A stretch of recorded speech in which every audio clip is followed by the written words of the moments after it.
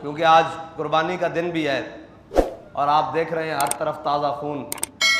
لیکن وہ وقت بھی یاد کریں جب صحابہ کو حضور نے آواز دی کہ میرے صحابہ چلیں، تو قرآن کہتا ہے ٹوٹی ہوئی پنڈلیوں کے ساتھ انہوں نے کہا لبیک و سعدیک یا رسول اللہ، لبیک و سعدیک یا رسول اللہ۔ زخموں پر جناب کوئی مرہم بھی نہیں لگائی، پٹیاں بھی نہیں کی، پنڈلیاں بھی ٹوٹ گئیں احد والے دن، اور جناب حضرت طلحہ کو 70 زخم لگ گئے، حضرت ابو دجانہ کا جسم تیروں سے جناب چھلنی ہو گیا، اور جناب حضرت امیر حمزہ کا کلیجہ چبا دیا گیا، لیکن پھر انہوں نے پھر بھی نہیں کہا یا رسول اللہ ابھی آئے ہیں میدان سے، ابھی کیا بنے گا۔ حضرت طلحہ کو جناب طلحہ کو 70 زخم آئے احد والے دن، اور صحابہ کہتے ہیں غش کھا کے گر پڑے، اور صحابہ کہتے ہیں ہم نے پانی ڈالا، منہ پر پانی ڈالا، جب ہوش آئی تو کہا ما فعل رسول اللہ، چھوڑو اس زخموں کو، ان پر مرہم پٹی کو چھوڑو، پانی کو چھوڑو، مجھے یہ بتاؤ کہ حضور کا کیا حال ہے۔ اس لیے تو اعلیٰ حضرت فرماتے ہیں کروں تیرے نام پہ جاں فدا،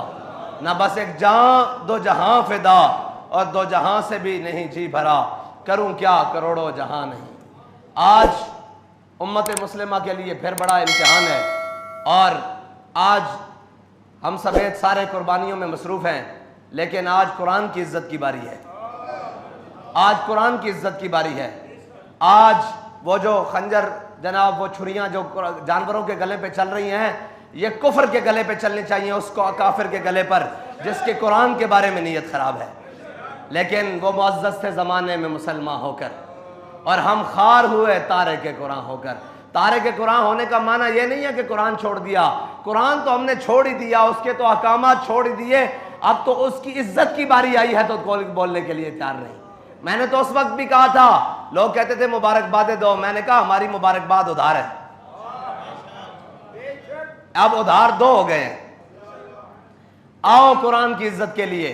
ایسے نہیں بنے گی بات، یہ تو آئے روز کفر اٹھ کے کبھی میرے آقا و مولا صلی اللہ علیہ وسلم کے بارے میں، کبھی قرآن کے بارے میں، کبھی مقدسات اسلام کے بارے میں یہ بات کرتا رہے گا۔ اس کا ناطقہ، اس کا کفر کا ناطقہ، اور ان سب کو یہ بتانا پڑے گا کہ یہ امت مسلمہ لاوارث نہیں ہے، اور یہ قرآن جس کو اللہ تعالیٰ نے لا ریب بھیجا ہے دنیا میں، انا نحن نزلنا الذکر و انا لہ لحافظون، اس کا معنی یہ بھی ہے کہ میرے بندے، قرآن نے بار بار کہا ہے کیا ہے میرے بندوں، تو اس سے مراد یہ ہے کہ جب اللہ حفاظت کرائے گا تو وہ اپنے بندوں سے ہی کرائے گا نا، لیکن پختہ افکار ڈھونڈنے کوئی جائے کہاں، اس زمانے کی ہوا ہر شے کو رکھتی ہے خام، اور بدل کے رکھ دیا ہے ساری باتیں، لیکن انشاءاللہ قرآن کی حفاظت کے لیے، حضور سید عالم صلی اللہ علیہ وسلم کی ناموس کے لیے انشاءاللہ یہ دن گزرتے ہیں، پھر ان کو بتائیں گے کہ کیسے قرآن کی حفاظت کرتے ہیں۔ اور اس لیے کہ تم ڈالر مانگنے جاتے ہو، تم نے کبھی قرآن کی عزت کی بات ہی نہیں کی، تمہیں اپنی عزتیں پیاری ہیں۔ آؤ آج بھی کھڑے ہو کر ان لعنتیوں کو، مردودوں کو بتاؤ، ان جن شیطانوں کے اندر یہ خباثت اور کمینگی بھری ہوئی ہے قرآن کے بارے میں، وہ ان کو ڈر کیا ہے قرآن سے۔ الحذر آئین پیغمبر سے 100 بار الحذر، انہیں پتا ہے کہ اگر قرآن کے اوپر مسلمان چل پڑے تو پھر دنیا میں کسی قوم کی اور جگہ نہیں ہے، وہ قرآن کے اس لیے خلاف ہیں۔ یہ تو خام خیالی بھی چھوٹا لفظ ہے، وہ الٹے بھی ہو جائیں، قرآن تو ہمارے چھوٹے چھوٹے بچوں کے سینوں میں بھی بستا ہے۔ اے تبیر انتر ہی نہ مکڑے قرآن جلان نال، جی انتر نہیں مکڑے، اور اس طرح تو بیر نہیں ختم ہونے۔ انشاءاللہ قرآن کی حفاظت کے لیے اب صلاح الدین ایوبی کی کوئی غلام کی ضرورت ہے، اور اللہ تعالیٰ امت مسلمہ کو کوئی صلاح الدین ایوبی کا غلام عطا فرمائے، اور اس طرح کا غلام عطا فرمائے۔ برنس صلاح الدین ایوبی جب فتح بیت المقدس کے لیے ساری فوجیں لے کر گیا، اور ساری جناب لشکر آئے ادھر سے، پوری کروسیڈ کی فوجیں، سارا یورپ اور سارا انگلستان اور سارے کٹھے ہو کر آئے ایک کے خلاف۔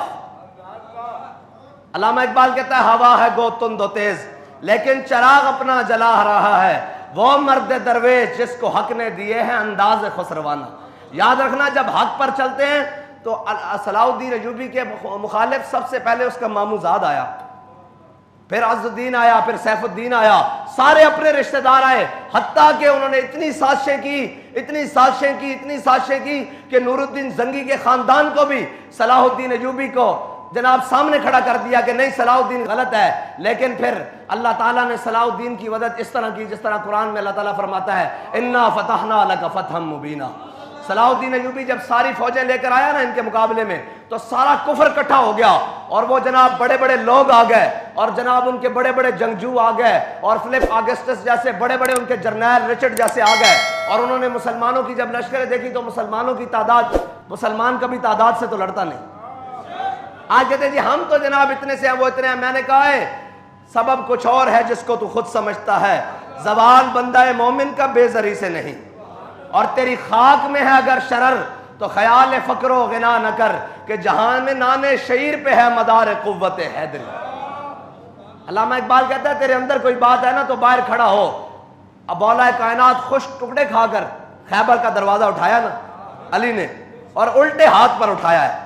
ہاں جی صلاح الدین ایوبی جب فوجوں کے سامنے آیا تو اس وقت کا رچرڈ وہ سامنے آ گیا مسلمانوں پہ روب بٹھانے کے لیے۔ آپ کو پتا ہے جنگ میں ریشم پہننا یہ حلال ہے،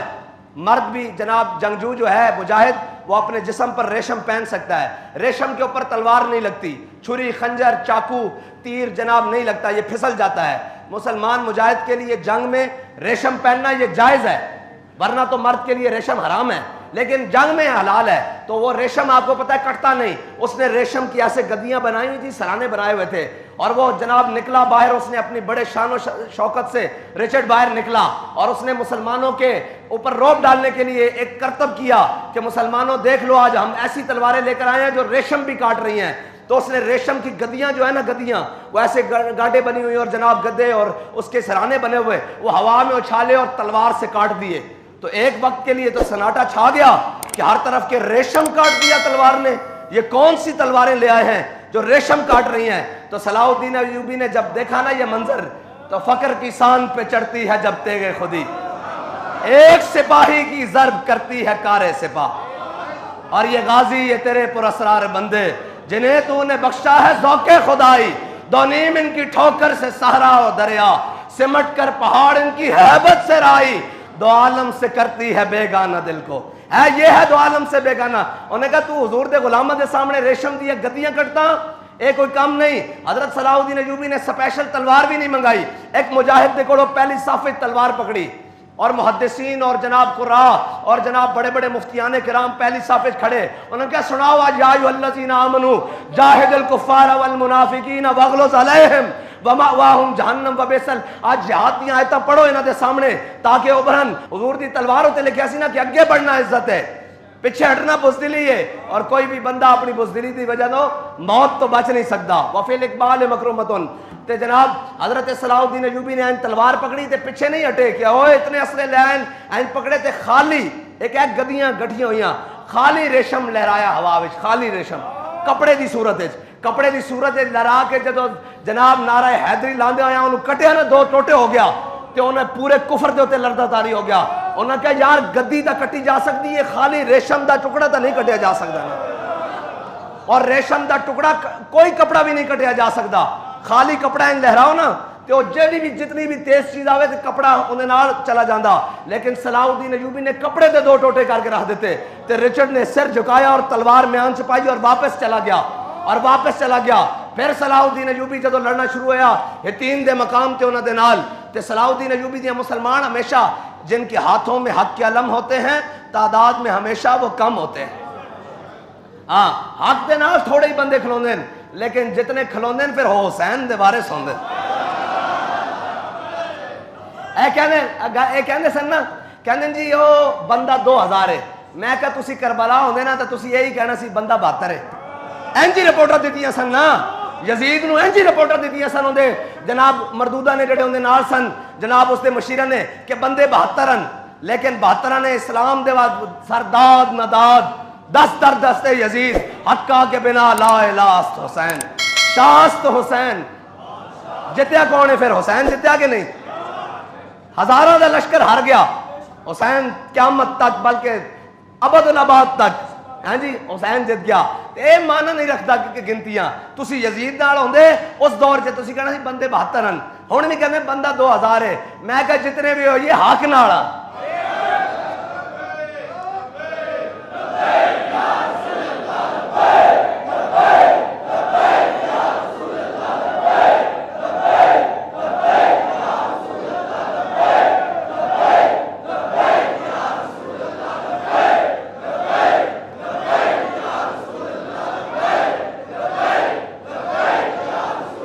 جدو رچرڈ نے سر جھکایا اور انہوں دا جرنیل سی انہیں سر جھکایا اور تلوار میان چھپائی تے واپس چلا گیا. صلاح الدین ایوبی نے پھر نعرہ تکبیر بلند کیتا. جنگ شروع ہو گئی اور پھر قربان جاواں احمد تے نہیں سی کیا نور الدین زنگی نے کہ اسلام کو ہر دور میں ایک صلاح الدین ایوبی کی ضرورت ہوگی. آج اسلام کو پھر صلاح الدین ایوبی کی ضرورت ہے. بس یہ بات ہے کہ اسلام کو پھر آج ایک صلاح الدین ایوبی کی ضرورت ہے. برنس جدو آیا وہ بڑے جنگی جناب لباس چائے سن نا, بڑے لوہے دی زرہ پہن کر انہوں نے زنجیراں بنی ہوئی سن, اپنے نال لینا دیاں لینا, اور سارے آئے سن جناب صفہ دیاں صفہ بنا کے. تے صلاح الدین ایوبی نے جنگ نو ترتیب اس طرح دیتی کہ پہلے کھڑا رہا مشرق دی جانب منہ کر کے, مشرق دی جانب اپنی کنڈ کر کے کھڑا رہا, اور اس طرح لشکر نو گھمادا رہا. جدو این دن 11 بجے نا تے سورج دا منہ انہاں دے لشکر وال جدو آیا نا, صلاح الدین ایوبی نے کنڈ کر لئی تے انہاں دا منہ لشکر وال آیا, تے جڑے لباس پا کے آئے سن نا وہی انہاں واسطے ذلت بن گئے. او لباس ہو گیا گرم, اور جدو لباس گرم ہوئے تو ہن نہ انہاں کو تلوار چلے, نہ انہاں کو تیر چلے, نہ نیزہ چلے, اور لباس